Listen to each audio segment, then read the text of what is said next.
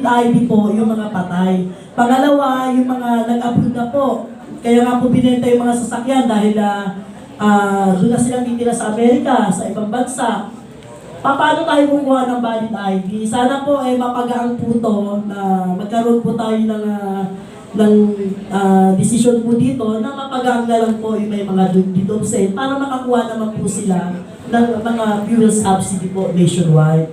Yun po yung katanungan ko po, ma'am. Thank you.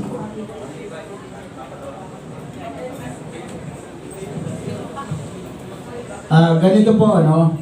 Actually, nung nakaraan po, nagkaroon kami ng pagpupulong ng kasamang OBED, kay Secretary at kay Chairman Guades na kung saan, para po itong mga katanungan, kagaya na po na yung kasamang Liba, yung tanong niya, maganda po tanong yun.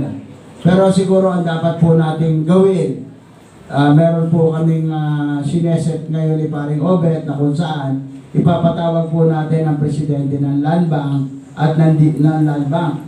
Dahil kasi doon po sa level ng LTFRB, ang pagkakaalam ko, pag humingi sila ng meeting, ang pinadadala lang po nila ay mababa na hindi naman makasagot. Kaya po ginawa namin, nakiusap kami kay Secretary, nakagalang-galang natin Secretary, na kung saan ang gusto nating makausap. Yung pinaka-presidente, yung pinakamataas ng Land Bank, na kung saan nagsiset na po para po matalakay natin lahat. Kahit po kami may mga problema din yung binanggit niya. Na sino lang po ang pwede sumagot nito. Ang pwede po na sumagot nito ay pinaka-presidente ng Land Bank. Kaya yun po, kalaman mo, Maring Liba, ginawa namin ni Paring Obet, dahil sa rami ng reklamo, nakisuyo kami sa ating kagalang-galang na sekretary na kung saan makaharap natin para matapos yung mga problema lalo sa fuel subsidy dahil maraming lalabas talaga ng mga problema sa fuel subsidy. Yes po. Thank you, Sir Boy. Meron pa po ang concern tungkol po sa fuel subsidy. Lapit dito, lapit. Yung po mga nasa likod dyan, baka may gustong magtanong. Buminta ho kayo dito para makapagsalita kayo. Yes po. Lahat po ng mga katanungan po ninyo at concern na ipapaabot po namin sa ating board. Hi, good morning. Yes, ma'am. Good morning po. I'm from Busina, from El Verde Corporation. Regarding dun sa sinabi mo na magtanong sa regional or RFO, it's not true. Clueless rin sila. There is miscommunication between RFO or the PRU. It's the concerned section dispensing the fuel subsidy. I will give an example. Okay? Majority of the cards are dormant. Walang nakakaalam nun. Ang gagawin kasi ng mga card holder, they will go to the bank and they will check kung may naman na. What will happen?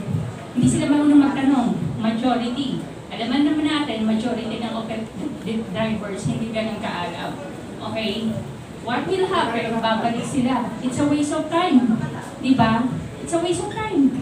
Senior citizen, pag pupuntahin mo sa regalado, diba? Para lang magtanong, pagdating sa fuel subsidy section, ang mangyayari, ma'am, hindi po kami tigas Land Bank. You have to go to Land Bank. Waste of time. Ang gawin nyo na lang, coordination between the decision maker of Land Bank and the decision maker of LTFRB, sit down and talk. Huwag nilang i-dormant. Why? It's an special ATM. It's not a regular savings ATM card. It's not a credit card. It's not a checking account card. Okay? That's intended for fuel subsidy. Actually, kinausap ko na rin yung bank manager. They are clueless also. They are not the decision maker. Okay? Nagkakaroon ng tinatawag na imbudo. Meron tinatawag na global services something with Land Bank kung saan tinatapon lahat yung mga information all over the country para sabihin lang or request na dormant, they have to reactivate. Okay? The best decision, katulad ng sinabi nila, upuan ng LTFRB, upuan ng Land Bank, lahat ng dormant card, reactivate. And I don't know what will happen by the member. Katulad ko, yung isang card ko, wala pa siyang laman. Okay? Sinasabi sa mga news, nag-dispense na. It's not true. Based on my experience. Okay? I-open, reactivate. Okay? Wala nang magbabalik-balik from Land Bank to LTFRB, then LTFRB car dito lang ba? Lahat ng dormant car, i-activate. Then, lagyan. At least, wala nang pupunta ulit sa fuel subsidy section para mag-request. And pag pumunta mo dun, sasabihin sa'yo, I'm sorry, we don't know the answer.